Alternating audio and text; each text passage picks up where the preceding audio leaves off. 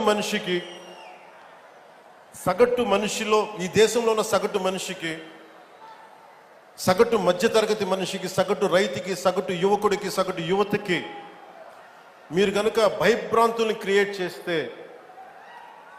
దాన్ని ఎదుర్కొనే కదా ఇక్కడ దాకా వచ్చాం. మీకు 151 సీట్లు వచ్చినప్పుడు కదా, నేను 2 చోట్ల ఓడిపోయినప్పుడు కదా మేము ఎదుర్కొని బలంగా నిలబడింది. అంటే గుండెల్లో ఎంత దమ్ము ఉండాలి, రక్తంలో ఎంత వేడి ఉండాలి మీలాంటి వాళ్ళు తట్టుకోవాలంటే.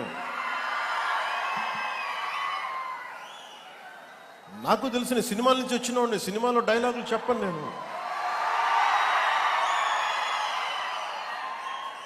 కుత్తుకలు కోసేస్తాం, మిడకాయలు కోసేస్తాం అంటే కోయడానికి మేమేమన్నా చొక్కా ఇప్పి చూపిస్తామా?